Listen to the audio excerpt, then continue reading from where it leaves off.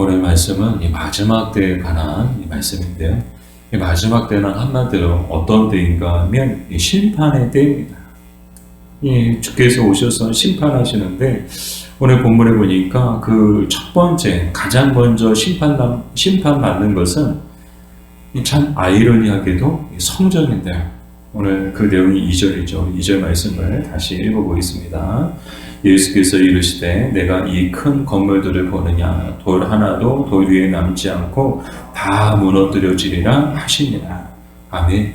이 큰 건물들 말씀하실 때 이 큰 건물은 바로 성전을 말합니다.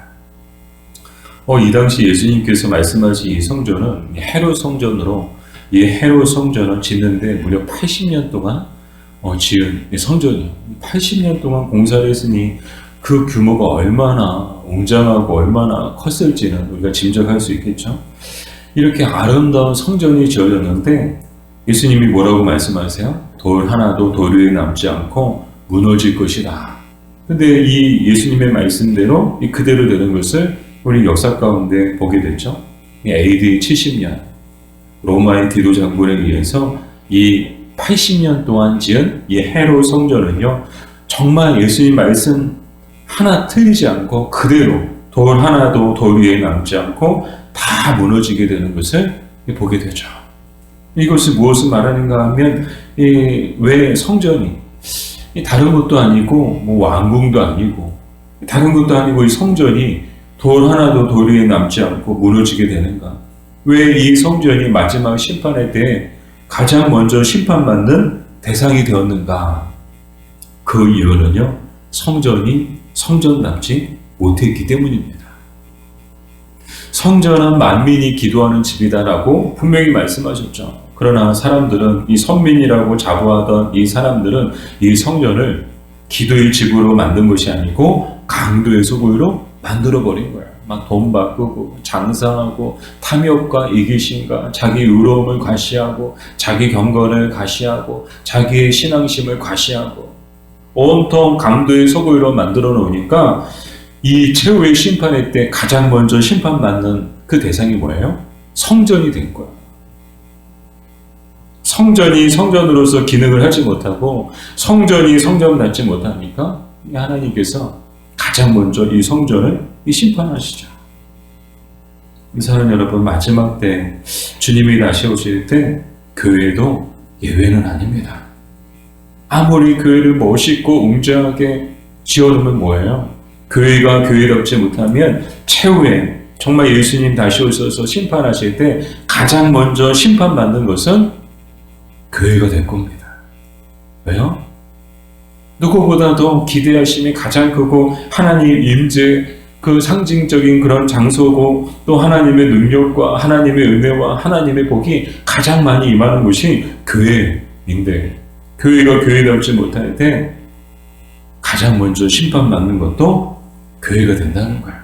교회도 마지막 때 주님의 심판을 받아서 정말 돌 하나도 돌 위에 남지 않고 무너지게 되는 것을 우리는 보게 될 거예요. 참 두렵고 떨리는 말씀이죠.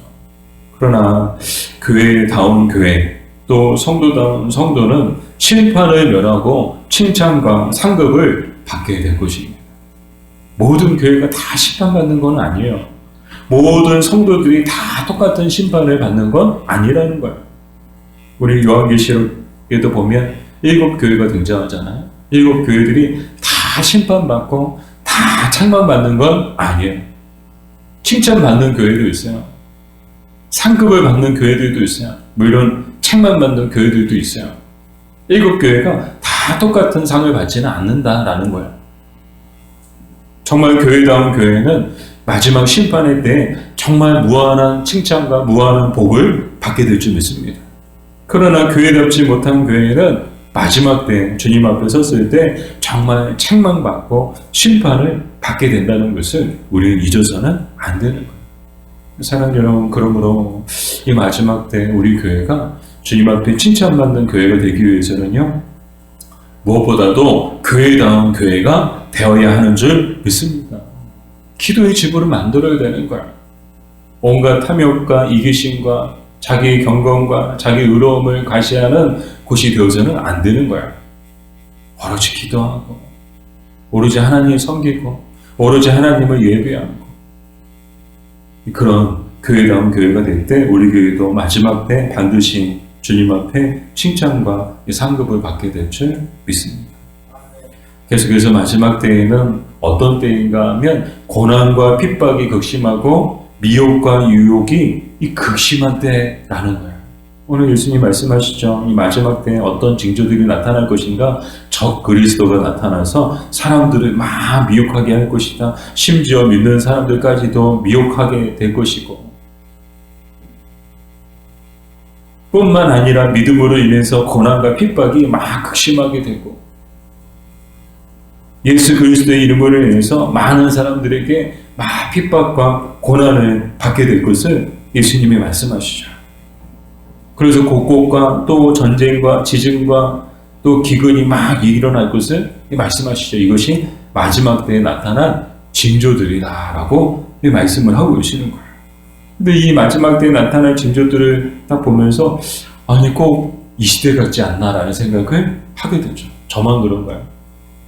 이 시대도 똑같지 않나요? 얼마나 많은 적그리스도들이 나타나서 자기가 예수라고 자기가 하나님이라고 자기가 성령님이라고 많은 사람들, 막 믿는 사람들만 골라서 믿는 집만 골라가지고 막 찾아와서 막 미혹하는 이 시대에 우리는 살고 있지 않나요? 또 뿐만 아니라 세속화의 물결과 세상의 풍조가 나날이 막 성도들을 유혹하고요. 믿는 사람들을 믿음의 길에서 막 멀어지게끔 하기 위해서 얼마나 수단과 방법을 가리지 않고 유혹하는지 모릅니다. 뿐만 아니라 믿음으로 살아간다는 것이 얼마나 힘들고 어려운 일인가. 불이익을 당하기도 하고 때로는 조롱과 멸시를 당하기도 하고 때로는 억울한 일을 당하기도 하는 이 시대에 우리가 살고 있지 않아요. 뿐만 아니라 전쟁과 기근과 지진이 막 세계 곳곳에서 막 우리 주변에서 막 일어나고 있잖아요. 정말 이 마지막 때를 살고 있는데 이 마지막 때를 사는 성도들, 이 유혹과 핍박과 고난과 이 어려움이 가득한 이때 우리는 어떻게 살아야 되는가 주님이 가르쳐주고 계시는데요. 우리 13절이죠. 우리 13절 말씀을 다시 한번 읽어보겠습니다. 또 너희가 내 이름으로 말미암아 모든 사람에게 미움을 받을 것이나 끝까지 견디는 자는 구원을 받으리라. 아멘. 이 마지막 때를 살아가는 이 성도들에게 주님이 주시는 가르침이 뭐예요? 끝까지 견디는 인내를 우리에게 가르쳐주고 계시는 거예요. 끝까지 견디라는 거예요. 끝까지 버티고 견디라는 거예요. 왜요? 끝까지 버티고 견디는 자가 구원을 받게 되기 때문이다라고 이 말씀을 하고 계십니다. 마지막 때 어떤 사람이 승리하는 사람인가? 그 사람은요, 끝까지 버티고 견디는 사람인 줄 믿습니다. 똑같이 힘들어요. 다 어려워요. 막 고난과 의심이, 이 고난과 핍박이 또 미혹과 유혹이 막 극심한 때를 우리는 똑같이 살고 있어요. 그러나 어떤 사람이 마지막에 승리하는가? 끝까지 버티고 견디는 사람. 정말 믿음을 지키고 그 믿음을 가지고 살기 위해서 끝까지. 이 끝까지가 언제예요? 어제 말씀을 드렸던 것처럼 죽을 때까지. 그리고 그리스도께서 재림하실 때까지를 말해요. 그게 끝까지라는 거예요. 그냥 조금 이게 할 수 있는 데까지가 아니고 끝까지란 죽을 때까지. 우리의 호흡이 멈추고 우리의 호흡이 멈추든 아니면 그리스도께서 재림하시든 그때가 올 때까지 믿음을 지키고 버티고 견디는 사람들이 마지막에 승리하는 사람들이고 마지막에 구원을 받게 된다는 이 말씀입니다. 사랑하는 여러분, 참 힘들고 어려운 시대를 우리가 살고 있죠. 미혹과 유혹이 많고요. 고난과 핍박이 가득한 시대 가운데 어수선한 세상 가운데 우리가 살아가고 있습니다. 그럼에도 불구하고 여러분 끝까지 견디십시오. 끝까지 버티십시오. 죽기를 각오하고 버티고 견딜 때 그리하면 반드시 고난 가운데서도 우리는 승리하게 될 것입니다. 또한 반드시 구원을 받게 될 것입니다. 기도하겠습니다. 아버지, 마지막 때를 살고 있음을 고백합니다. 영적으로 깨어서 교회가 교회답게 하시고 성도가 성도답게 하여 주시옵소서. 어떠한 고난 가운데서도 끝까지 버티고 견디게 하여 주시옵소서. 예수님의 이름으로 기도드립니다. 아멘.